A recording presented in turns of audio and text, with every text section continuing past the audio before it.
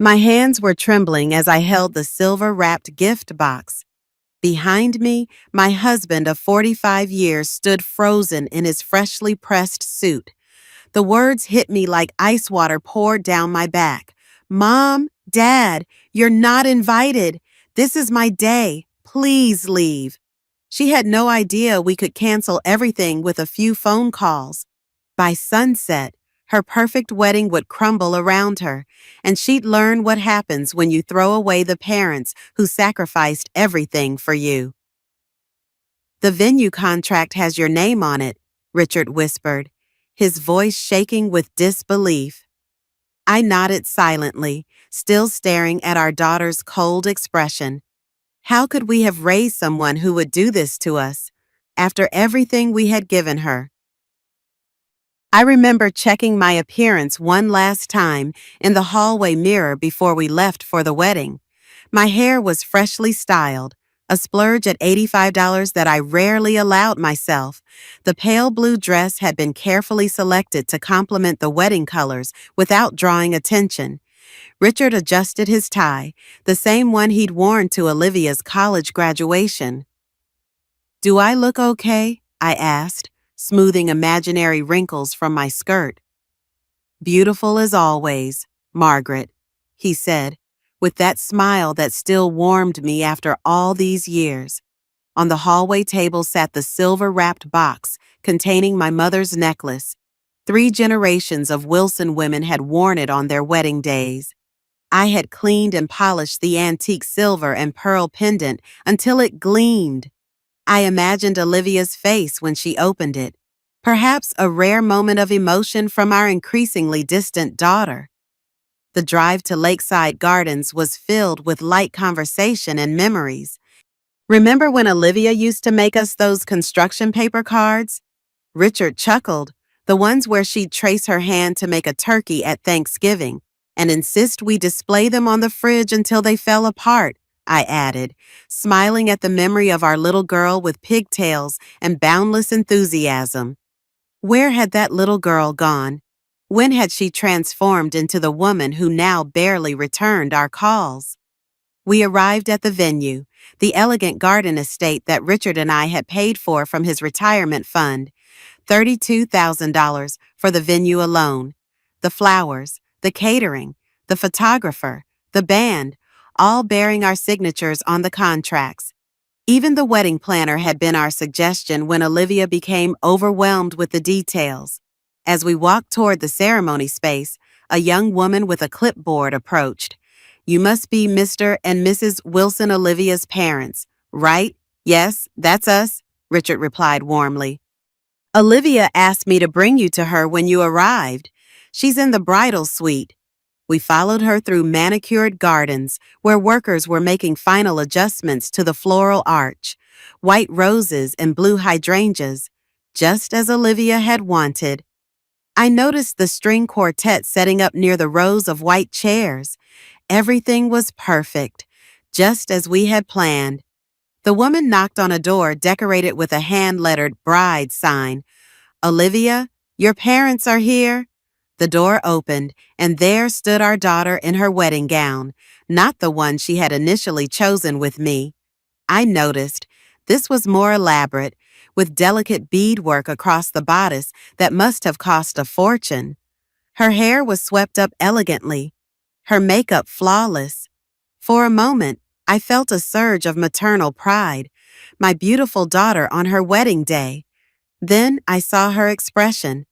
There was no warmth, no joy at seeing us. Instead, her lips pressed into a thin line, her eyes cool and assessing.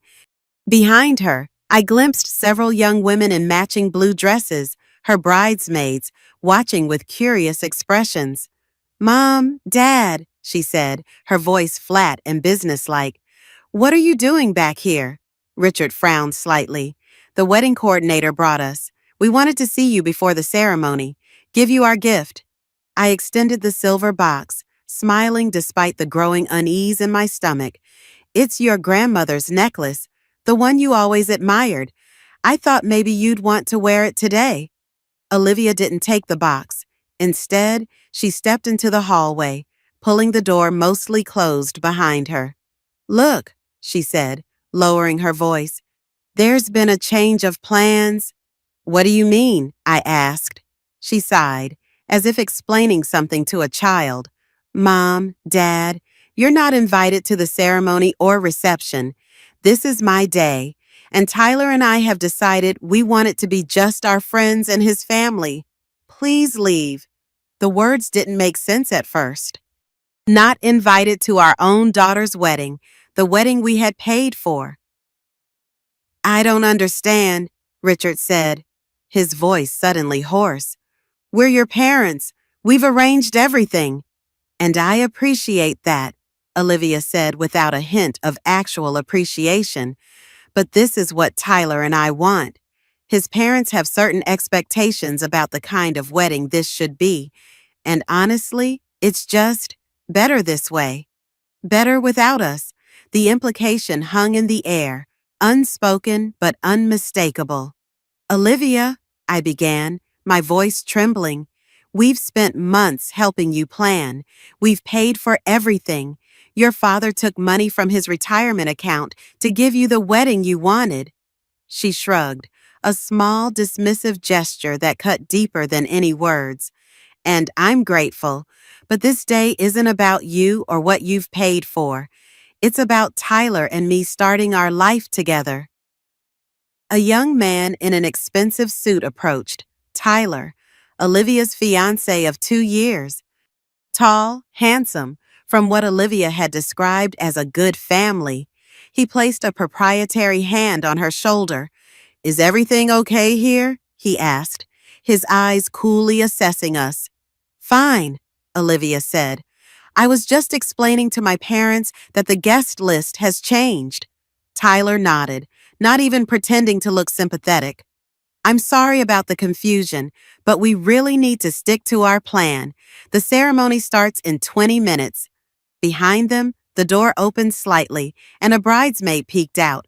She whispered something to Olivia, and they both laughed, a small, exclusive moment of amusement that felt like another deliberate exclusion. I stood there, the gift box heavy in my hands. As the reality of the situation sank in, my throat went dry. Around us, guests had begun to arrive, some glancing curiously in our direction. One woman, Tyler's mother, I realized from the photos Olivia had shown us, gave me a look I couldn't forget. A mix of surprise and mild irritation, as if we were uninvited strangers causing a scene. She knew who we were. She had to know. Yet she turned away without acknowledgement, guiding an elderly couple toward the seating area. "You should go," Olivia said, already turning back toward the bridal suite. "The planner can show you out a side entrance so you won't disturb the arriving guests." I looked at our daughter, really looked. Her face was calm, not angry, not conflicted, not sad, just blank, completely blank. Like we were a minor problem she needed to solve before getting back to her important day. Richard stood beside me, silent. I felt his hand clench beside mine. I knew that tension in his jaw all too well, the kind of stillness he maintained when trying not to show pain. I thought of all the moments leading to this betrayal. The day Olivia told me not to come to her dress fitting. "It'll be tight, Mom. I'll send you photos." She never did. The venue confirmation she forwarded to us with the curt message, "We picked this one. Hope you're okay with it." We weren't included in the decision. We were merely informed. The florist calling me for final approval on arrangements I hadn't selected. I paid without complaint, not wanting to stress Olivia. "Mom, don't stress me," she had said when I asked about seeing the centerpiece mock-ups. "I just want to enjoy this." And I had let it go, like I let everything go, because I thought that's what a mother does. And now she was telling us to leave, in front of everyone, like we were uninvited guests who had crashed her wedding. Olivia turned and walked away, rejoining her bridesmaids. The door closed with a soft click that somehow felt more final than a slam would have. The wedding coordinator approached, her professional smile faltering slightly. Mr. and Mrs. Wilson, if you'll follow me, I can show you to a side exit. Richard found his voice first. That won't be necessary. We know our way out. We left quietly, heads held high despite the burning humiliation. We walked past the floral arch we had paid for, past the catering van we had arranged, past the chairs we had selected together 6 months ago. We got into our car.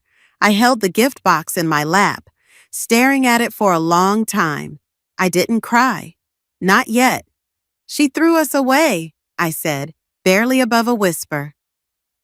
Richard sat back in the seat, his hands gripping the steering wheel, though he hadn't started the engine.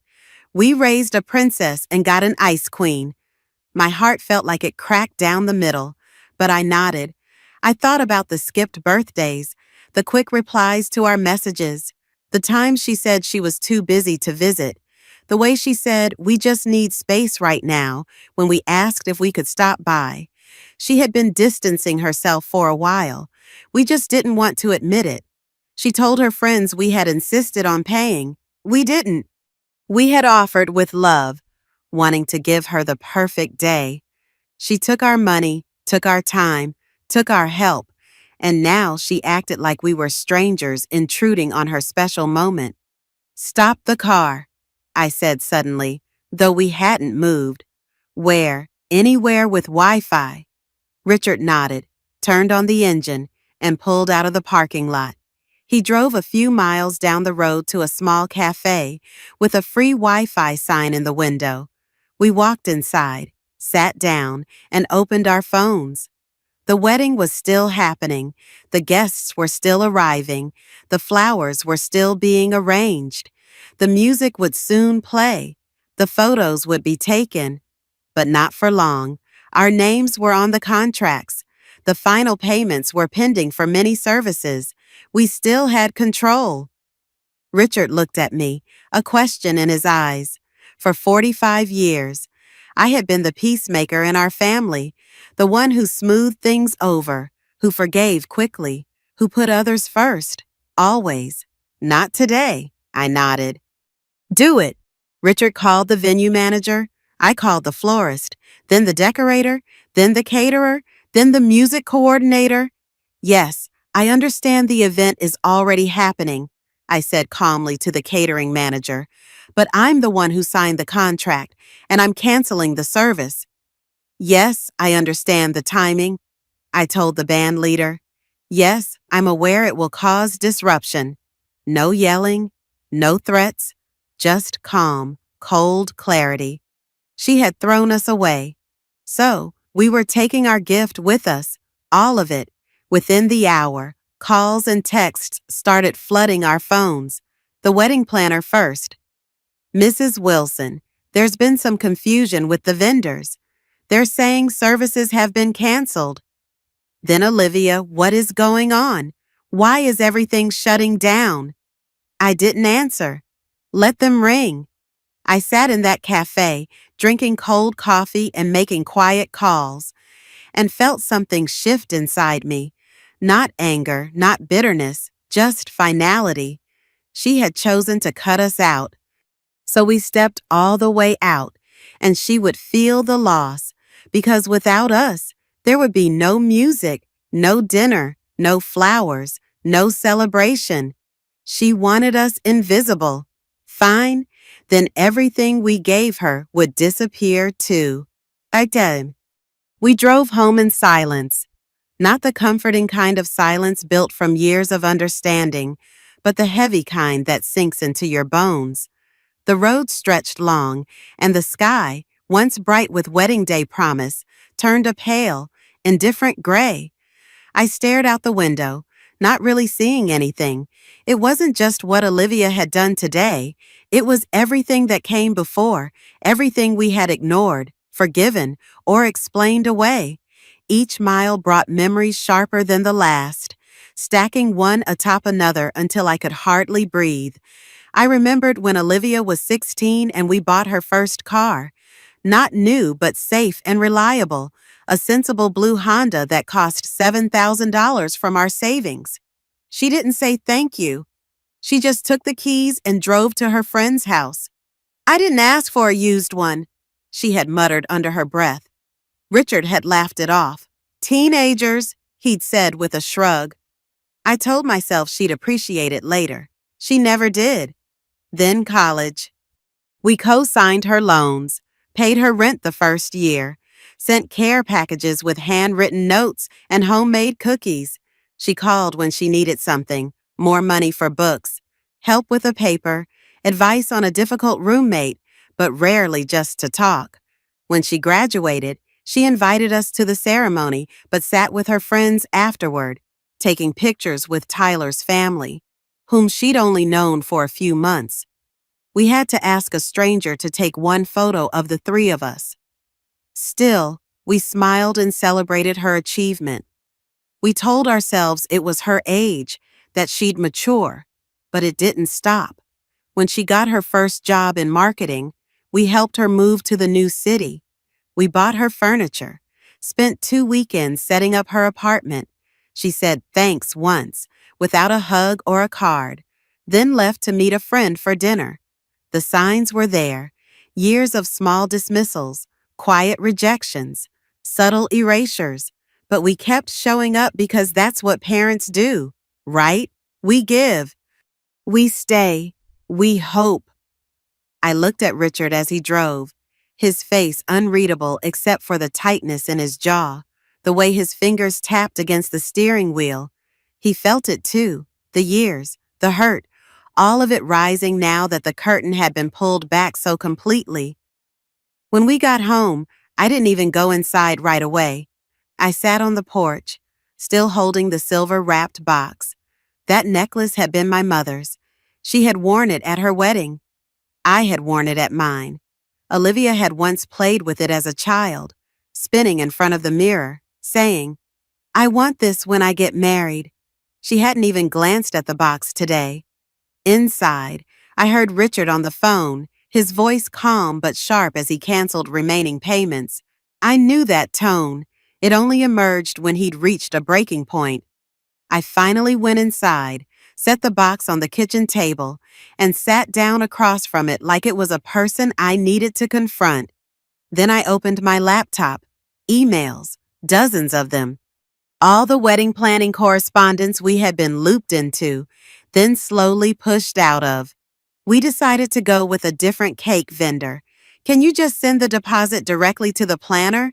It'll be easier. We moved the rehearsal to Friday afternoon. Hope that still works for you. Hope. They always hoped, but never asked. Olivia and Tyler had positioned us as assistants, as support staff, never family. The longer I read, the clearer it became we were only invited to contribute, not to participate. We were ATMs with emotions they found inconvenient. I scrolled through my text messages with her. Short answers, delayed responses, messages left on read. One stood out from 3 weeks ago. Me, are you free this weekend?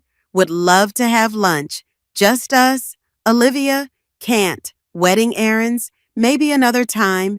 Another time never came. And yet I kept trying. The resentment wasn't a sharp sting anymore.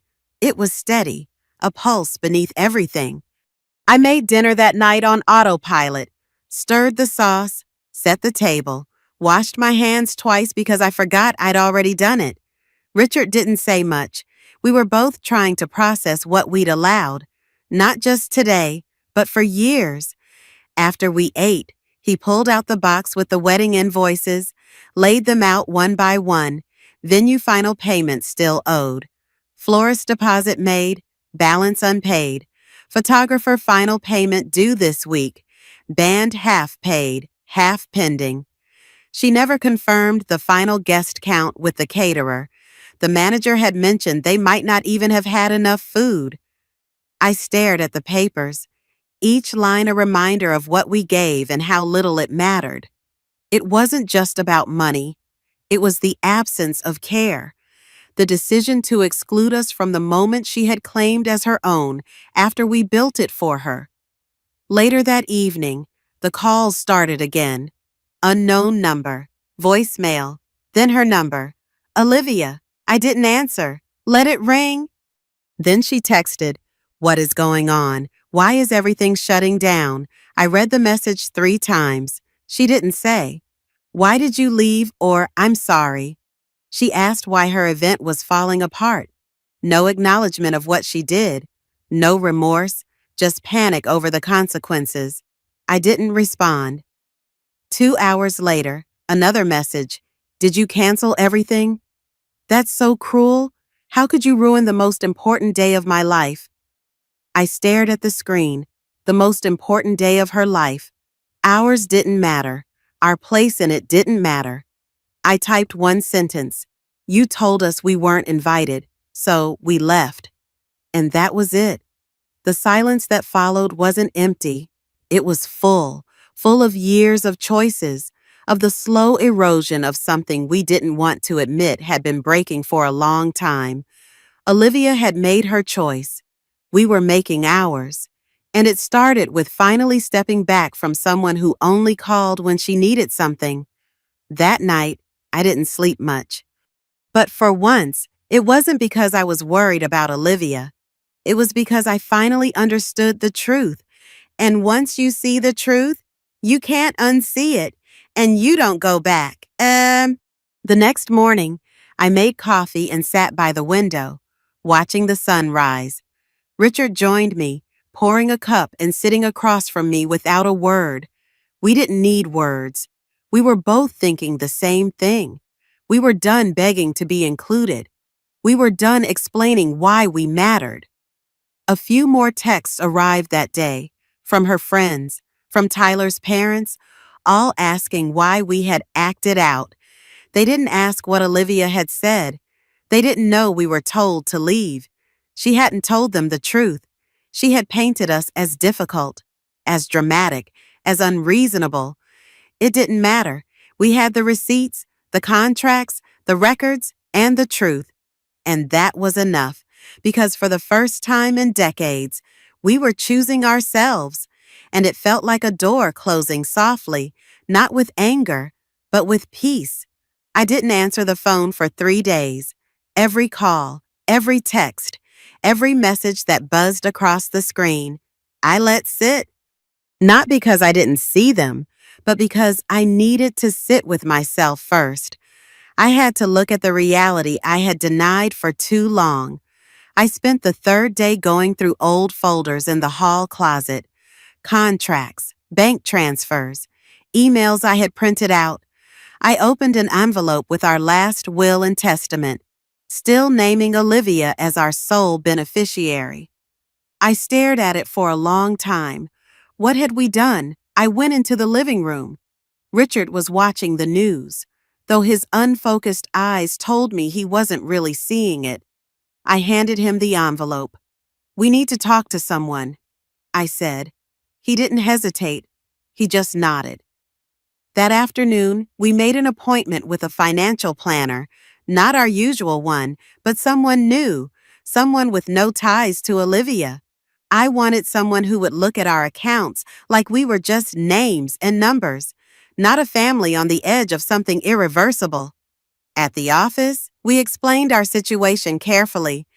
Not all the emotions, not the humiliation, just the facts. We paid for a wedding we weren't allowed to attend.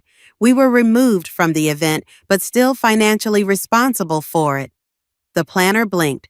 "And you want to know how to secure your assets going forward?" "That," I said, "and how to limit access." He asked about joint accounts, about any shared financial documents. "She doesn't have direct access," I said. "Not directly," Richard added, "but she's persuasive. She knows how to make it seem like an emergency." The planner smiled, polite but not warm. He had heard this before. We left with a folder of options: trust structures, emergency freezes, new wills, all the tools people don't think they need until they're too deep in the guilt to see clearly. That night, while folding laundry, a memory hit me so hard I dropped a towel. I was 19. My father had just remarried. One evening, I showed up at his house without calling first. His new wife answered the door. He stood behind her. "He didn't invite me in," he said. "You should have called first. This is our space now." That sting, that shame, I hadn't felt it in years, but I felt it again when my daughter used those same words. "This is my day. You're not invited." And just like that, I was back on that doorstep, unwanted. And then something strange happened. I began to feel angry, not just hurt, but angry. And that was new. The next morning, I sat down with my laptop and opened Olivia's social media. There it was, photos from what was left of the wedding, captions filled with phrases like resilient love and unshakable bond. Not one mention of us. A photo of her and Tyler's parents, smiling, laughing. I looked closer. That dress, it was altered. Not the one she had initially chosen with me. The one we paid for had been sent back. "It doesn't fit the theme," she had said. Another picture, her and Tyler standing beside a simple arch, not the elaborate floral display we had ordered. That must have been removed when the florist left. And still, she pretended it all went smoothly. My chest tightened. She didn't just exclude us. She erased us. My phone buzzed. This time, it was a number I didn't recognize. I answered. "Is this Mrs. Wilson, Olivia's mother?" "Yes." "Hi, my name is Jessica. I work for Bloom and Petal Events. We handled some of the floral arrangements at your daughter's wedding. We received a partial cancellation. Then the event stopped mid-preparation. I just wanted to clarify what to invoice." Partial cancellation. I realized Olivia must have tried to salvage things, tried to rebook services behind our backs after we pulled the payments, called the vendors in a panic, probably. "Send the invoice to me directly," I said. "We'll settle the remaining cancellation fees, nothing more." "Understood." I hung up. Another lie. Another attempt to work around us, not with us. I pulled out the financial planner's folder again. This time, I read everything: trusts, transfers, contingencies. Richard came in from the garage, wiping his hands on a rag. I showed him the page I'd bookmarked. "I want to do it, all of it." "Are you sure?" he asked quietly. We had spent 28 years thinking she'd come around, 28 years believing that our love would eventually be enough. He didn't argue. By the end of the week, we had met with a lawyer, set up new documentation, removed Olivia from automatic inheritance, changed access protocols on all joint accounts. The lawyer was sharp, kind, but focused. "You don't have to justify this," she said. "You're protecting yourselves. That's what responsible people do."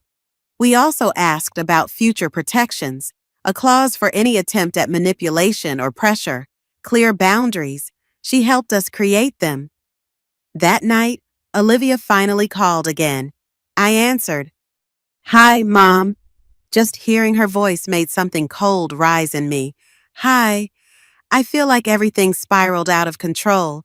I didn't mean to hurt you. I just needed the day to be perfect." I waited. "I thought you understood how much pressure I was under. You know how weddings are. Blame shifting, classic Olivia. You told us to leave." "I didn't mean it like that. You said we weren't invited." Silence. Then, "Can we just move past this?" "No," I said. "What do you mean?" "I mean, we're not going to pretend it didn't happen, and we're not going back to how things were." She started crying, tears after everything. "I don't know what else to say. You said enough. You made your choice. Now we're making ours." I could have yelled. I could have screamed all the things she had taken from us, the way she had used our love like a credit line. But I chose to remain calm, because sometimes silence is the sharpest answer. I hung up. It was quiet afterward, but it was the right kind of quiet, because we were finally free from the loop where love meant sacrifice and silence. Now it meant boundaries and consequences. and something in me finally began to heal. After a week of silence, the house felt different, emptier, maybe, but also strangely peaceful, like the calm that follows a storm when you discover you're still standing. I found myself wandering through rooms with new eyes. In our bedroom, I noticed the reading chair that had been temporarily placed in the corner 15 years ago, positioned perfectly for late-night calls from Olivia during her college years. Calls that gradually dwindled until they stopped altogether. I moved it to face the window instead, where morning light would make it ideal for the novels I'd been meaning to read. In the guest room, Olivia's old room, a closet still held boxes of her childhood things, art projects from elementary school, yearbooks, a collection of snow globes from places we'd visited as a family. I had kept them all, preserved like artifacts from a happier time. I sat on the edge of the bed, holding a paper match butterfly she had made in second grade. Its wings were lopsided, painted in enthusiastic splashes of purple and blue. For Mom, she had written on the bottom in careful, childish letters. I love you to the moon. When had that love become conditional? When had we become disposable? Richard found me there, surrounded by memories. I was thinking, he said carefully, maybe we should redecorate this room. I looked up at him, this man who had stood beside me through everything. His suggestion wasn't about paint colors. It was about reclaiming space, physical and emotional. I'd like that, I said. That afternoon, we boxed up Olivia's remaining childhood items, labeling them neatly. Not throwing them away, we weren't that angry, but no longer giving them pride of place in our home. We would store them in the attic, available if ever wanted, but no longer defining our living space. It was a small act, but it felt significant, like the first step in a journey back to ourselves. The next morning, I woke earlier than usual. Richard was still asleep, his breathing deep and even. I slipped out of bed, made coffee, and took my cup to the back porch. The garden needed attention. Weeds had sprouted between the hostas, and the rose bushes needed pruning. I hadn't spent much time there lately. Wedding planning had consumed every spare moment for months. Before that, it had been helping Olivia with her apartment move. Before that, something else. Always something else. I set my coffee down, pulled on gardening gloves, and knelt in the soft earth. There was something meditative about pulling weeds, identifying what didn't belong, removing it carefully, roots and all, to prevent it from returning, making space for what you actually wanted to grow. 2 hours later, sweaty and dirt-smudged but oddly content, I went inside to shower. My phone showed 3 missed calls, all from Olivia. No voicemails, no texts, just calls, as if her need to speak was urgent, but not urgent enough to leave a message. I set the phone down without returning the calls. This, too, felt like growth. After my shower, I found Richard at the kitchen table, newspaper spread out, reading glasses perched on his nose. Such a familiar sight, so comforting in its ordinariness. I thought we might drive up to Lake Morrison this weekend, he said without looking up. The cabin should be open for the season. Might be nice to get away. Lake Morrison, our favorite retreat, a small cabin by the water that we visited several times each summer. We hadn't been since last year. Olivia had always found reasons why we shouldn't go when she might need us. That sounds perfect, I said. He looked up then, a small smile playing at the corners of his mouth. Really? No hesitation about being unreachable for a few days. None at all. And I meant it.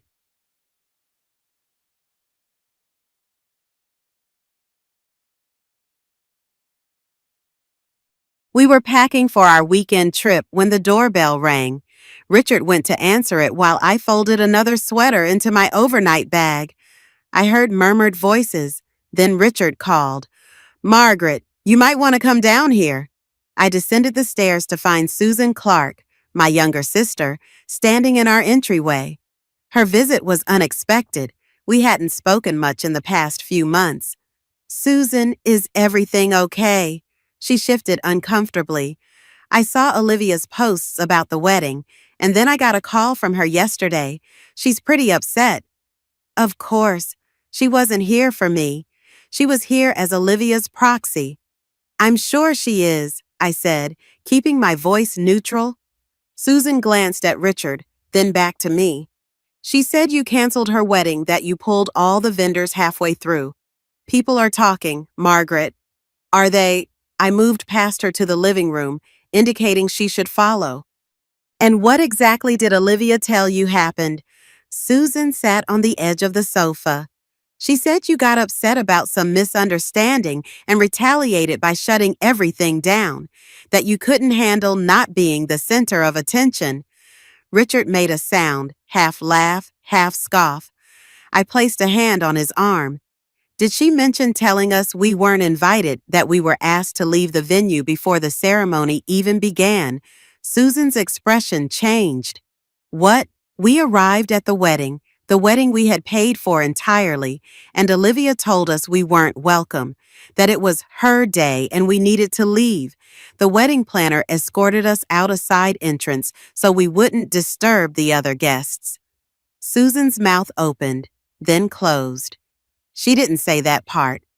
"I'm not surprised." "But why would she do that?" I shrugged, the motion carrying years of accumulated hurt. "You'd have to ask her, but it wasn't a misunderstanding. It was very clear." Susan leaned back, processing. "And the vendors? Our names were on the contracts," Richard said.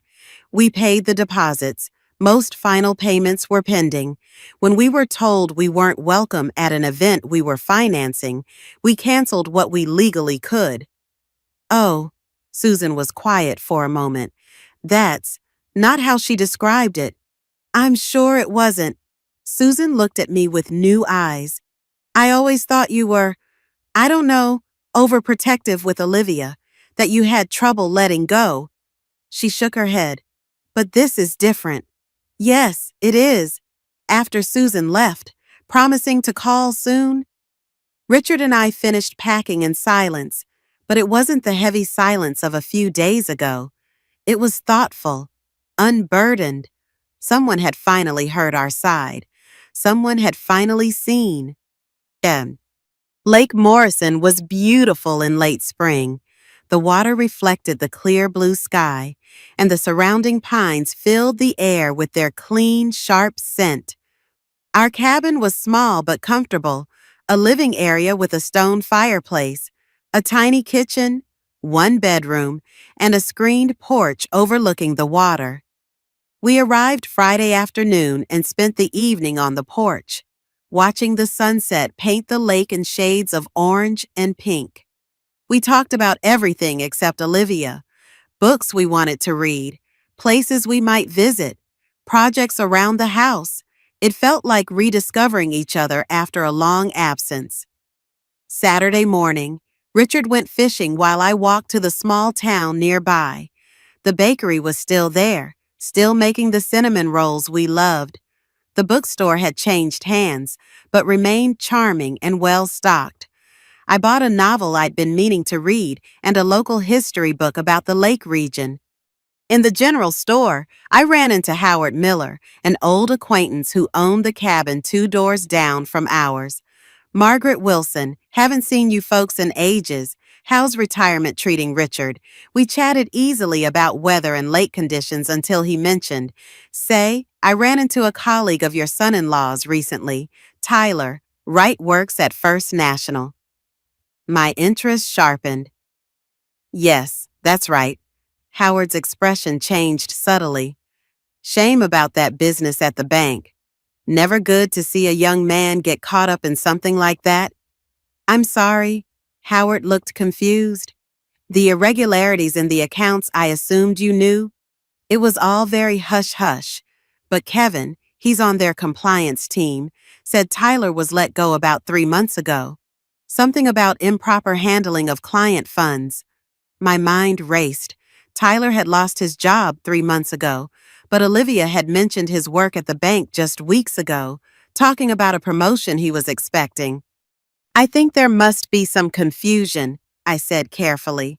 Tyler's still at the bank, as far as I know. Howard backpedaled immediately. You're probably right. Kevin might have been talking about someone else. Memory's not what it used to be. He changed the subject quickly, but the damage was done. When I returned to the cabin, I found Richard cleaning his catch by the lake. Good morning, he asked, noting my expression. Interesting, at least.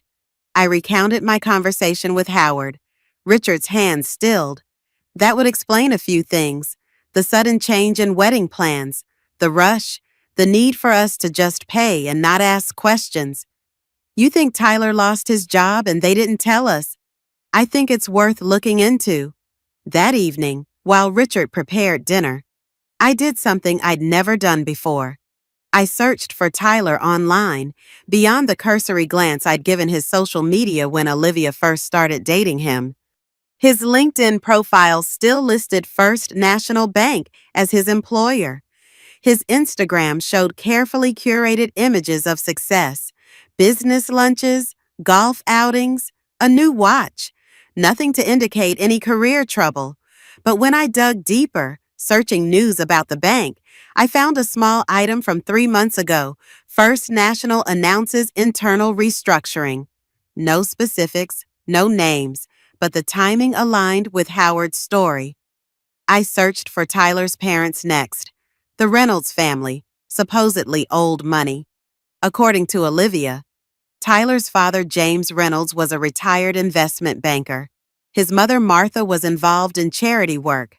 Their home in Westlake was valued at nearly $2 million. It all looked perfect on the surface, but something nagged at me. I searched property records for Westlake. The Reynolds home had been refinanced 3 times in the past 5 years. The most recent mortgage was just 6 months ago. I wasn't a financial expert, but that seemed excessive for a supposedly wealthy family. Then I found something else, a notice of default from 8 months ago. It had apparently been resolved, but still, financial troubles seemed to run in the family. When Richard called me for dinner, I closed my laptop, my mind spinning with implications. We ate on the porch, watching fireflies emerge as dusk settled over the lake. I think they're in financial trouble, I said finally.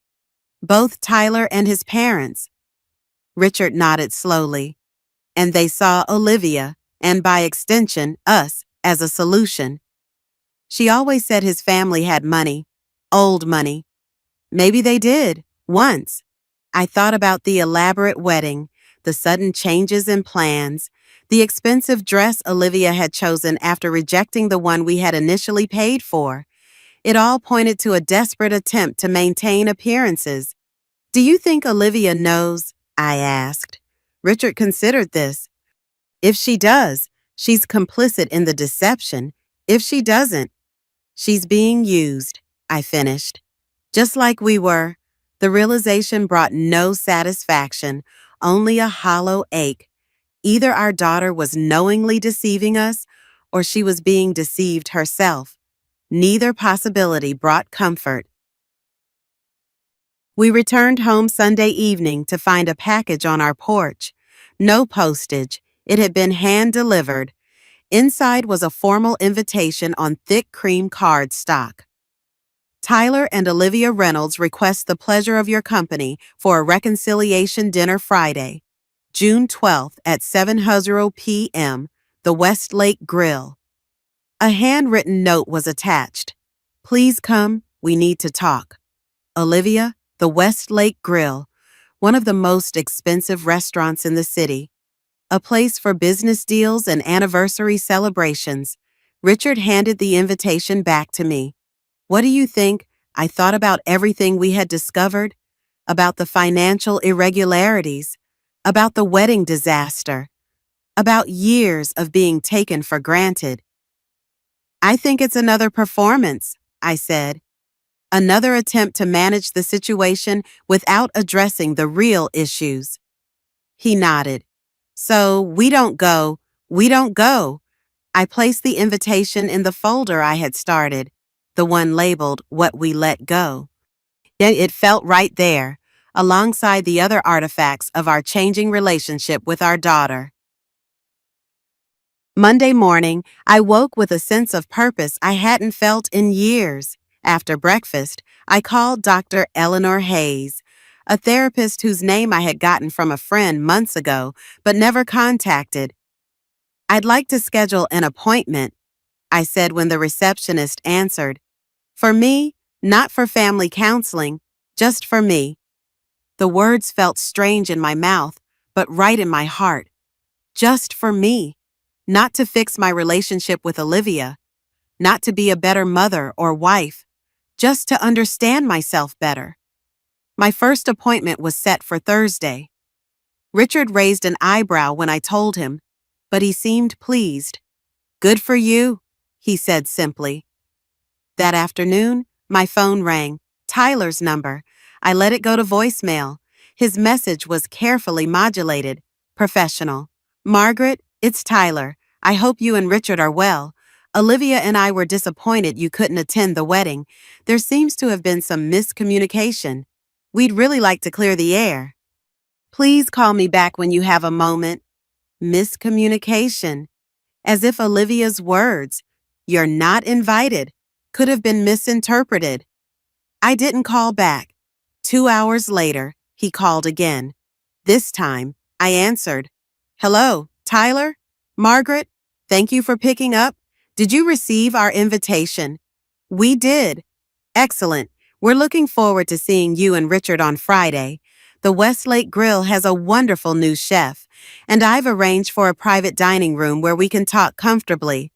His tone was smooth, confident, the voice of someone used to managing situations and people. It grated against my new awareness.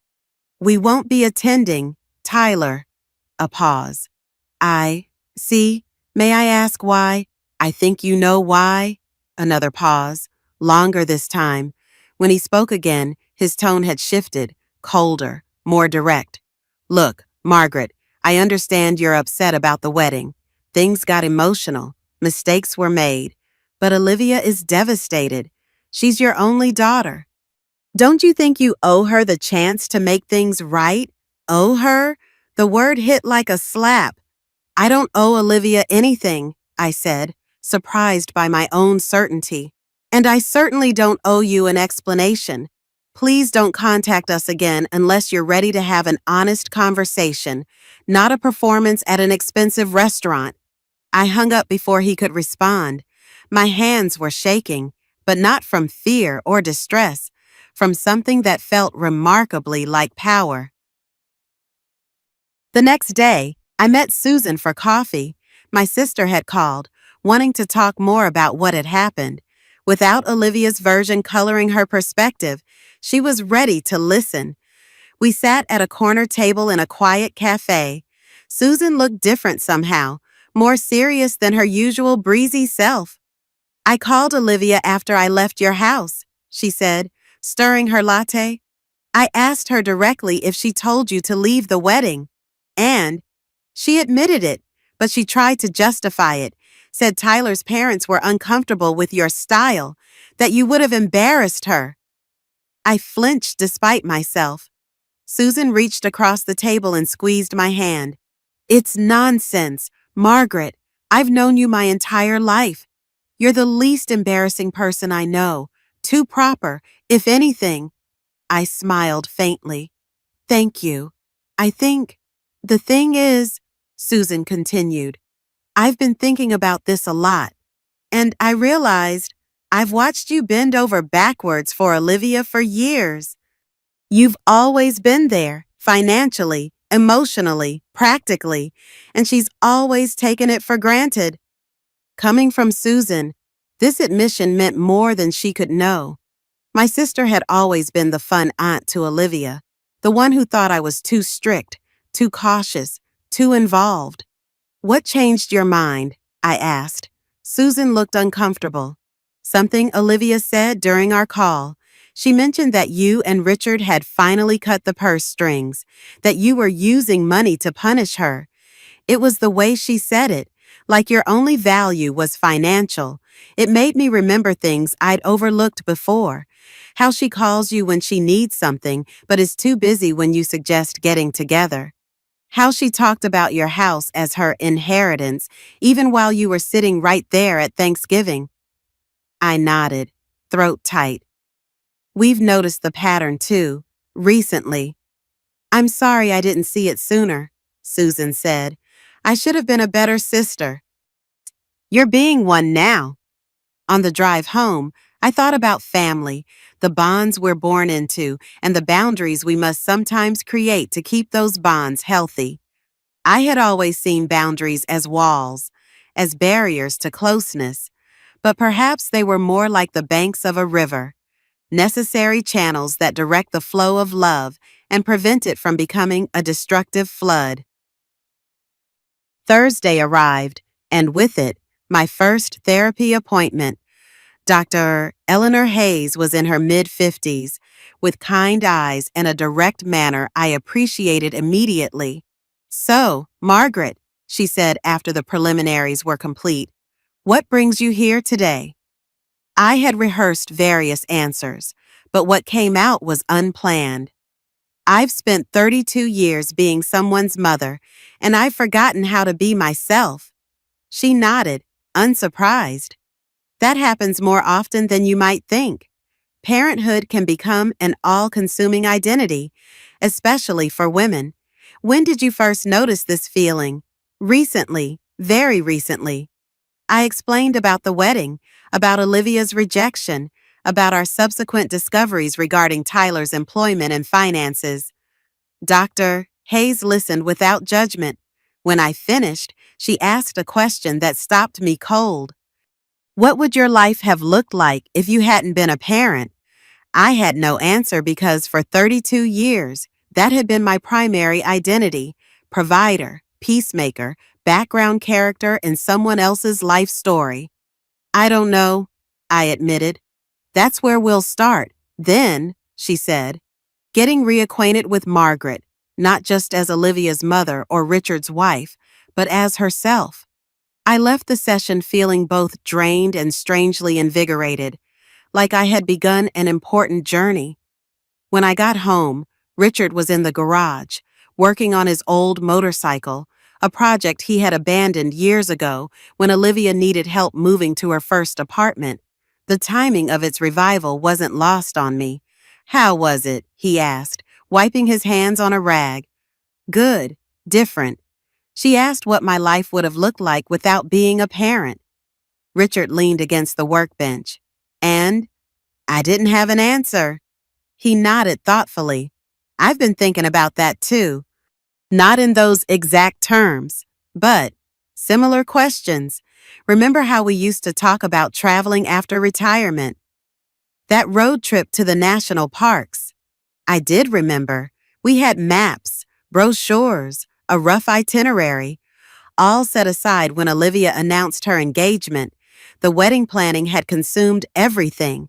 Maybe we should revisit those plans, I suggested. His smile was answer enough. That evening, as we sat on the back porch watching the sunset, my phone rang. Olivia again. After a moment's hesitation, I answered. Mom? Her voice was subdued. You didn't come to the dinner. No, we didn't. I was trying to make things right. I took a deep breath. Arranging an expensive dinner isn't making things right. Olivia, it's managing appearances. There's a difference. What do you want from me? A hint of frustration crept into her voice. I said I was sorry. Had she, I couldn't recall an actual apology. I don't want anything from you right now, I said honestly. That's not why we declined. Then why? Because we're taking some time to reevaluate our relationship, all aspects of it. What does that mean? Now there was alarm in her tone. It means we're making some changes, financial and otherwise. Like what? What changes? I could have detailed the new trust arrangements, the updated will, the closed joint accounts, but that would have centered the conversation on money, exactly what I was trying to move away from. That's not a discussion I want to have right now. When we're ready to talk, really talk, not perform reconciliation over expensive meals, we'll let you know. So that's it. You're just cutting me off, your own daughter. The old guilt rose up, but I pushed it down. We're not cutting you off, Olivia. We're establishing boundaries. There's a difference. Dad would never agree to this, she said, changing tactics. Put him on the phone. Your father and I are united in this decision. Goodbye, Olivia. I ended the call and set the phone down on the table between Richard and me. He reached over and took my hand, squeezing gently. You okay? I considered the question carefully. Was I okay? My relationship with my only child was fractured. Decades of patterns were being broken. Nothing felt familiar or certain. And yet, yes, I said, surprised to find it was true. I think I am. Summer arrived with an unusual sense of freedom. For the first time in years, Richard and I made plans without first checking if Olivia might need us.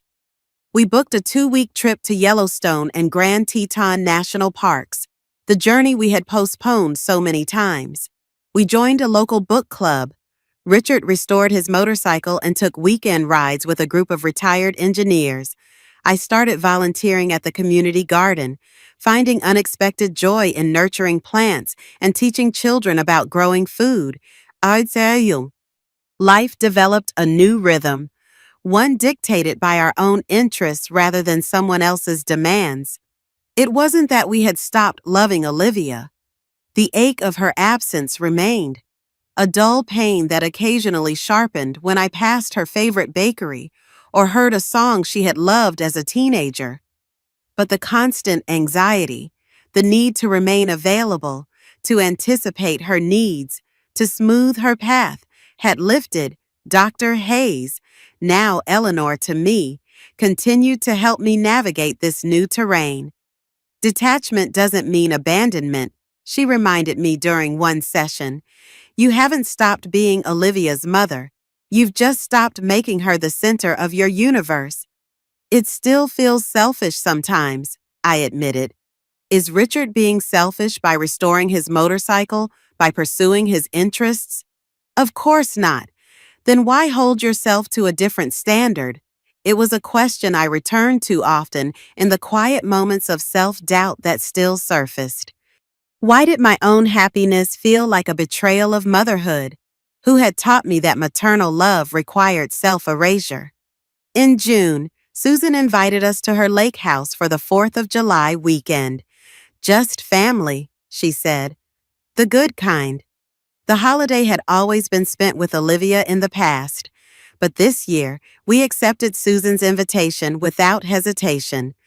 The weekend was lovely, swimming in the cool lake water, barbecue on the deck, fireworks reflecting on the dark surface of the water.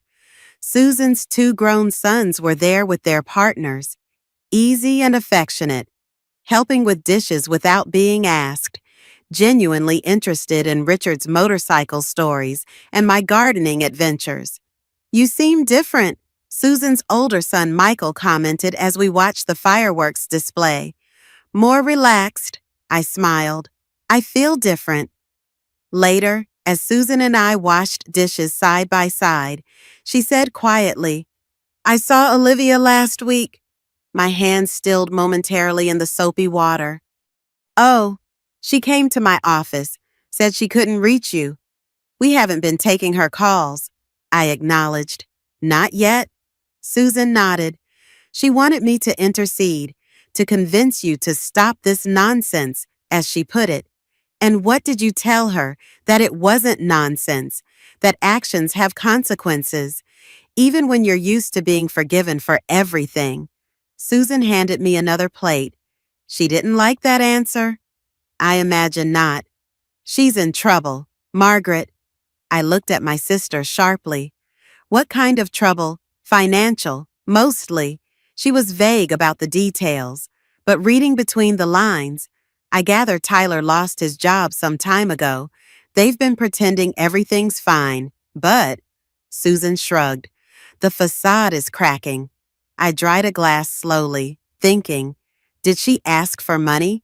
Not directly, but that was the subtext of the entire conversation. I nodded, unsurprised. Thank you for telling me. What will you do? It was a good question. What would I do with this information? The old Margaret would have immediately opened her checkbook, would have seen Olivia's distress as permission to re-enter her life. The new Margaret wasn't so sure. Nothing? For now? I said finally. She needs to come to us directly, honestly. Susan smiled faintly. My big sister, setting boundaries. It's like watching a butterfly emerge from a chrysalis. At my age, it's more like watching a turtle finally learn to snap. We laughed, and the moment of tension passed. But that night, I lay awake beside Richard, thinking about Olivia in trouble. The maternal instinct to protect, to rescue, to fix remained strong, but something stronger held it in check. The knowledge that rescuing her again would only perpetuate the cycle.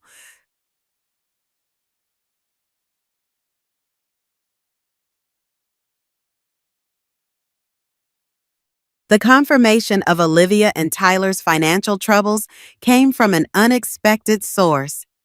In mid-July, I ran into Martha Reynolds, Tyler's mother, at the grocery store. I almost didn't recognize her. The perfectly coiffed, designer-clad woman from the wedding was gone, replaced by someone who looked tired and considerably less polished. Margaret, she said, her smile strained. How unexpected. Martha.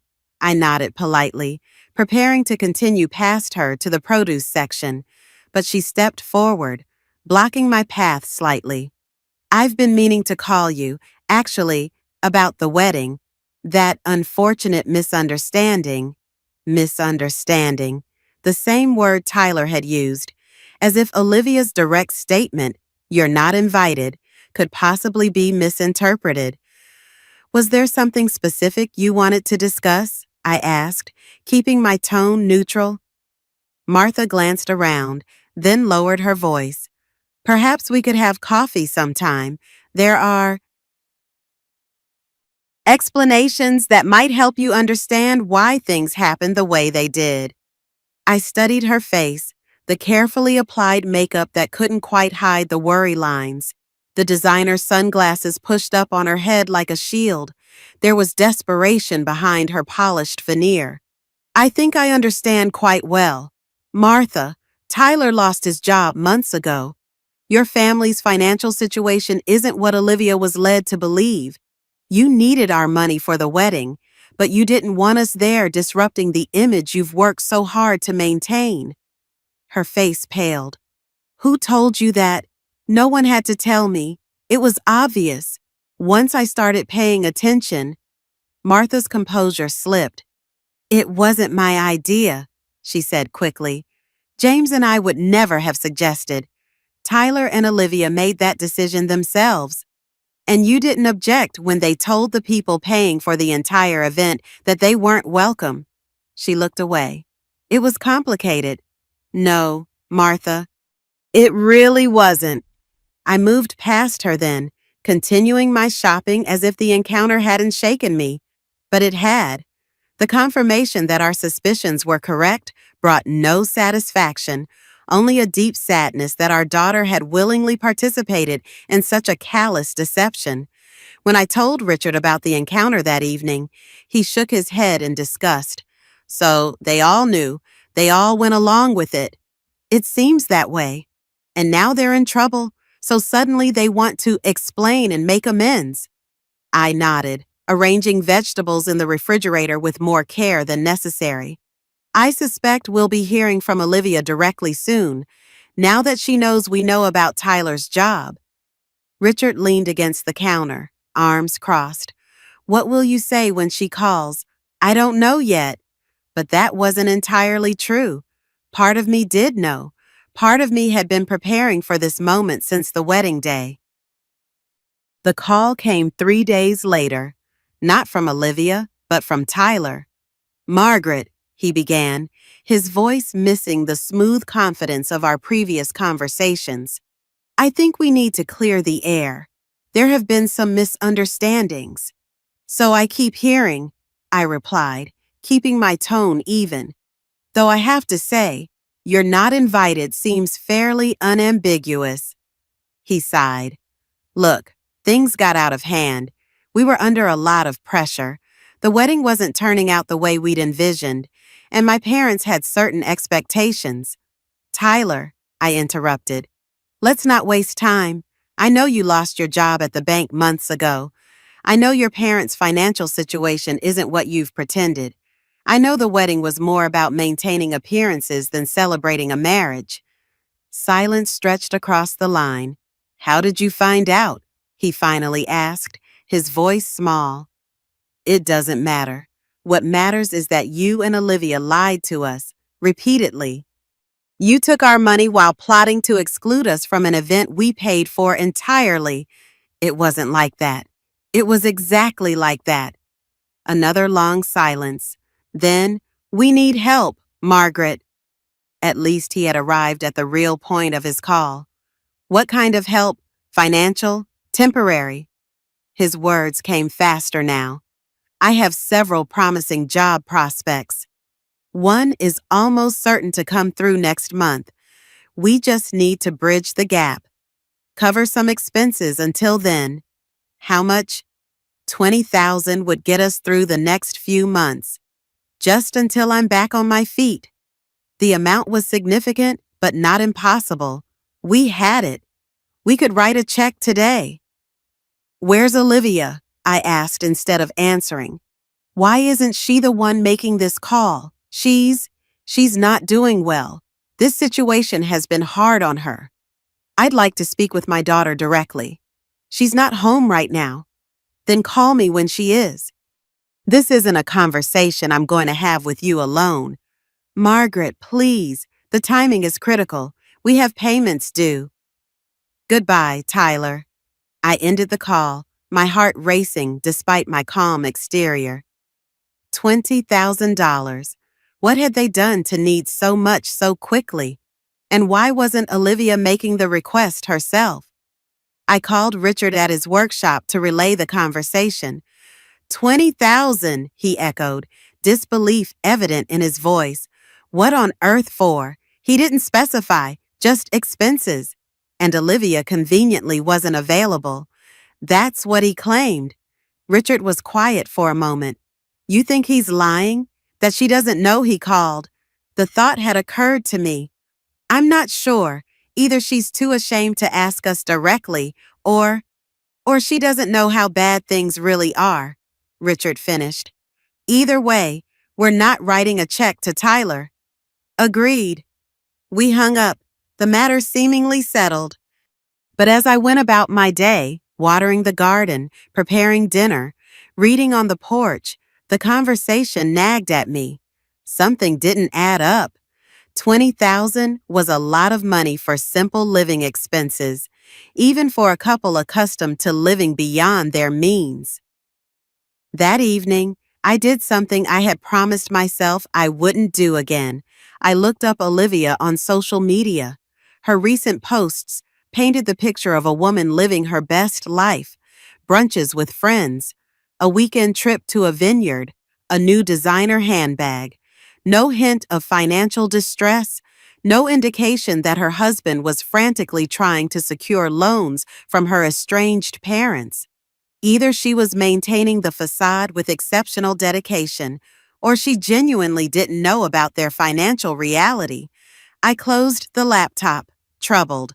If Tyler was hiding the extent of their problems from Olivia, what else might he be concealing?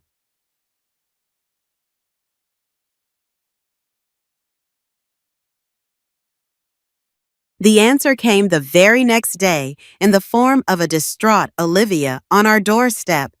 I was reading in the living room when the doorbell rang. Through the front window, I saw our daughter standing on the porch, her posture rigid with tension.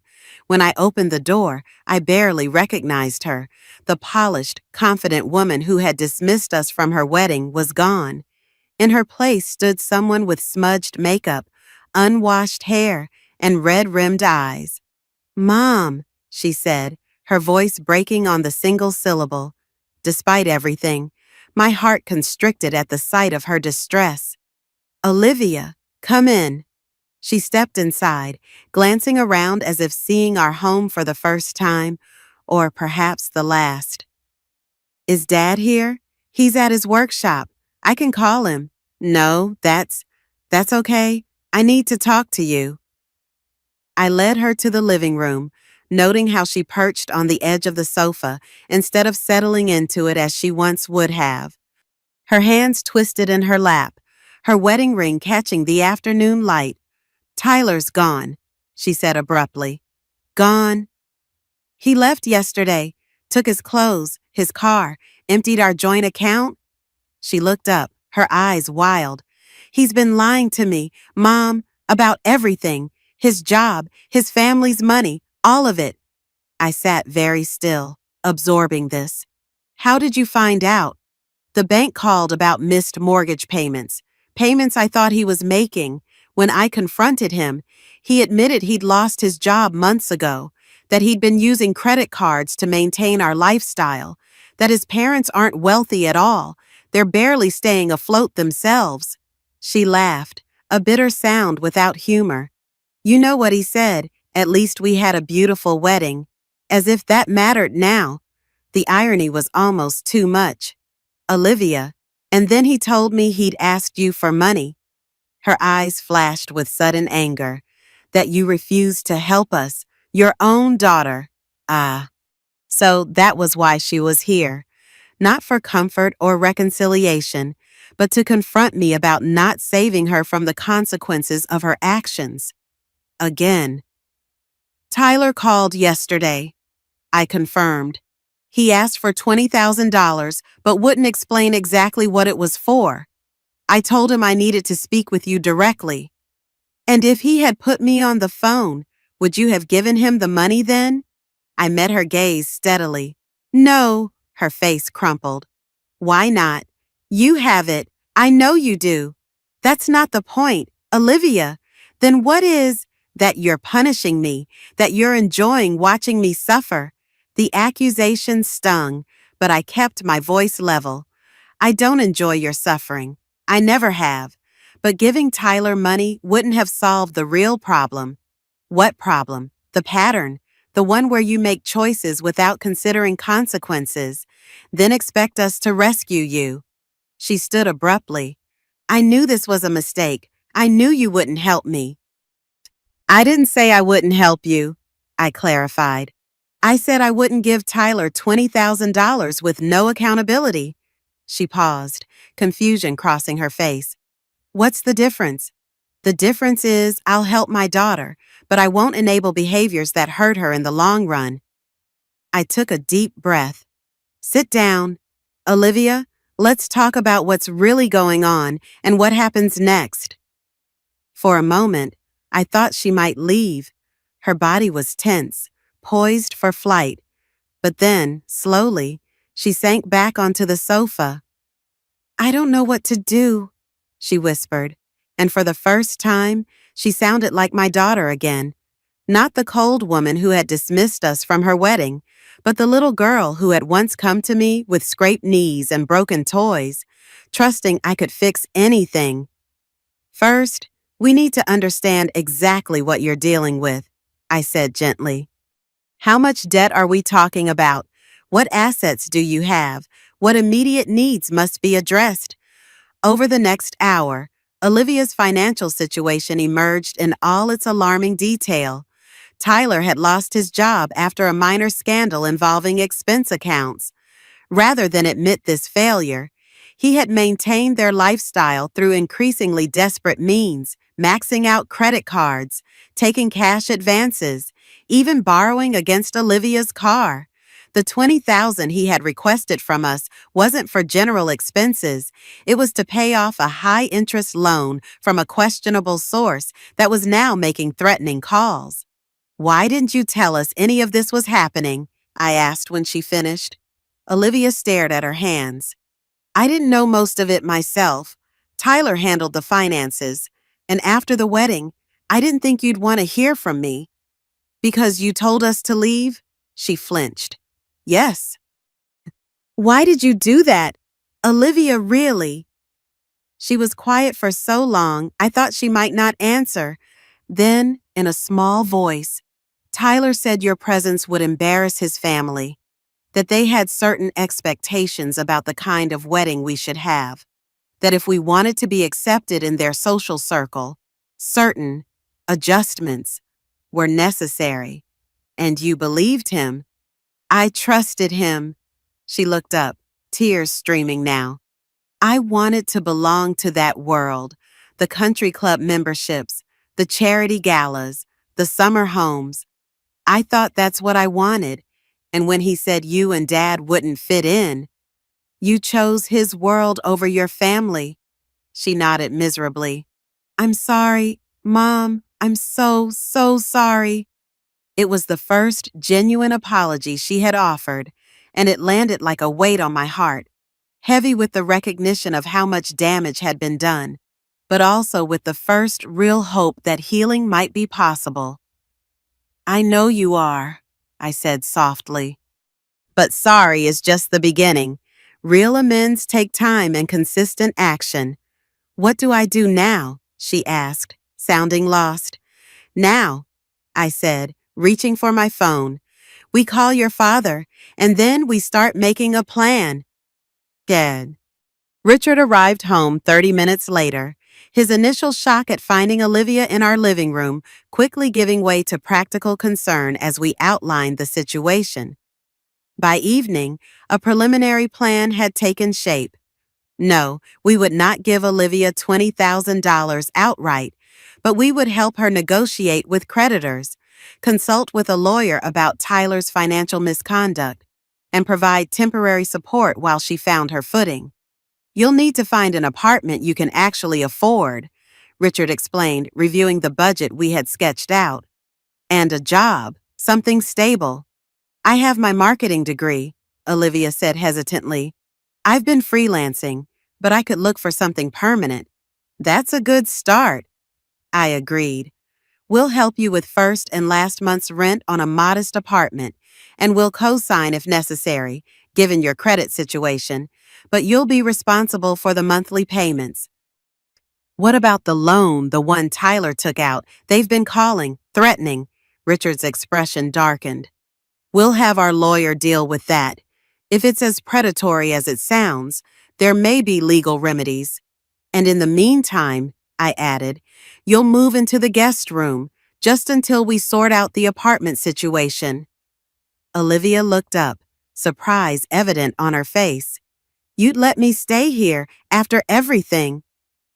"You're still our daughter," Richard said simply. "We're not throwing you out on the street." But there were conditions. She would contribute to household expenses. She would attend financial counseling. She would join me in a session with Dr. Hayes to begin addressing the deeper patterns in our relationship. "This isn't a rescue," I explained carefully.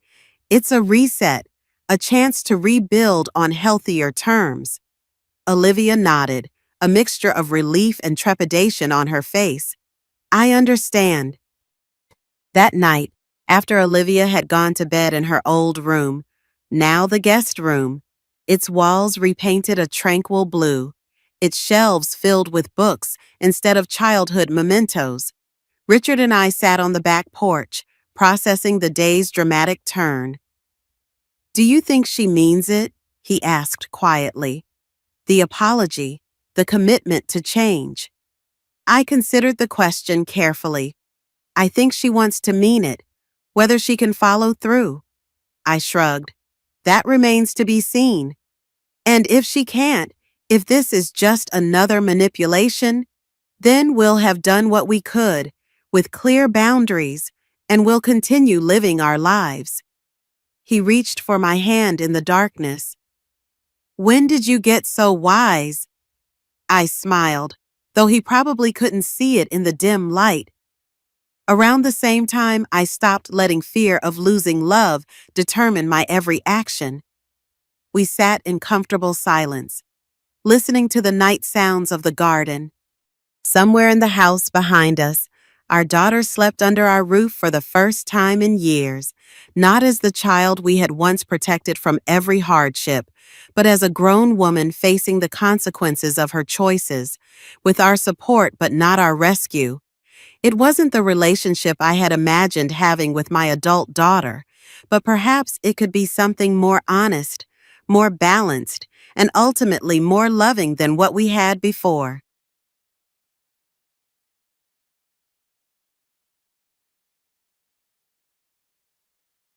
The weeks that followed were not easy. Olivia moved through our home like a ghost at first, uncertain of her place, awkward in her gratitude. I caught her staring at the changes we had made, the redecorated guest room, Richard's motorcycle in the garage, the new bookshelves filled with titles we had always meant to read, evidence of the lives we had reclaimed in her absence. For my part, I had to resist the constant urge to smooth her path, to solve her problems before she could even articulate them. Old habits surfaced unbidden, making her favorite meals without asking, picking up after her, anticipating her needs. Dr. Hayes helped me recognize these patterns and interrupt them.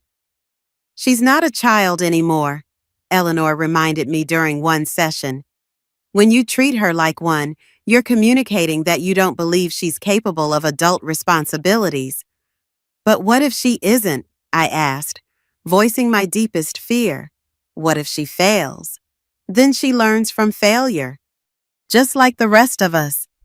Olivia found a job at a local marketing firm, not as prestigious as her freelance clients had been, but stable, with benefits and a reasonable salary.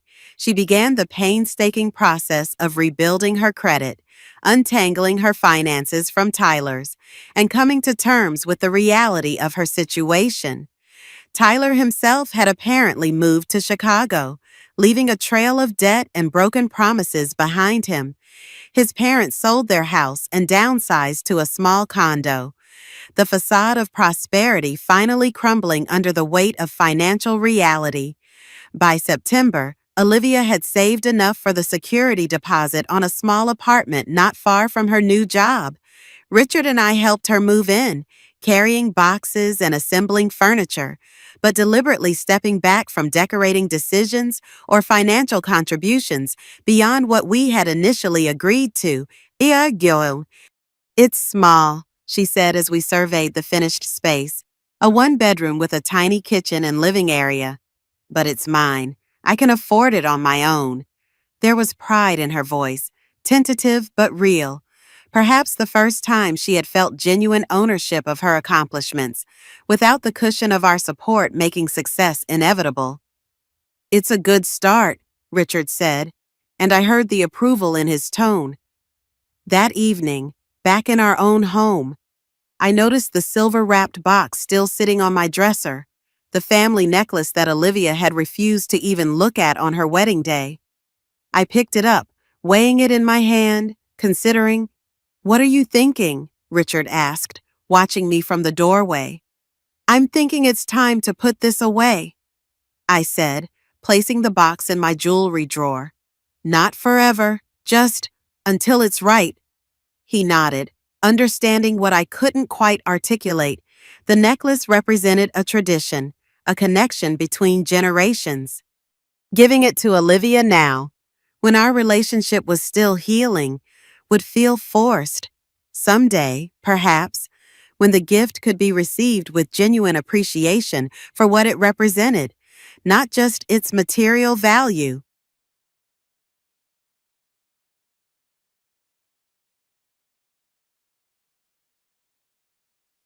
Thanksgiving approached with a new dilemma.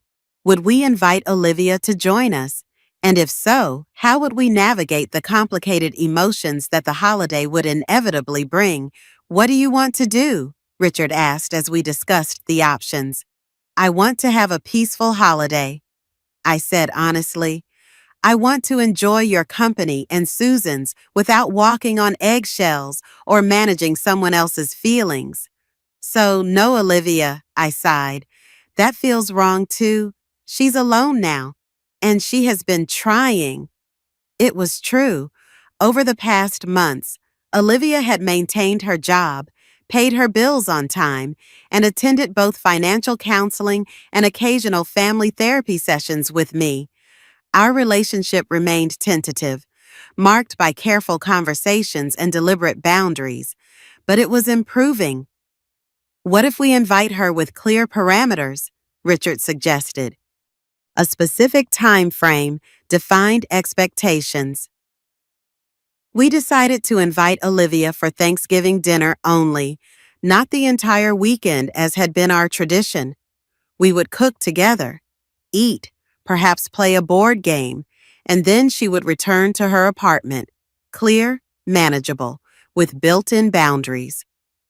When I extended the invitation, Olivia's response surprised me. "Actually," she said, sounding hesitant, "I was thinking I might host this year, at my place. It's small, but I'd like to try." The offer caught me off guard.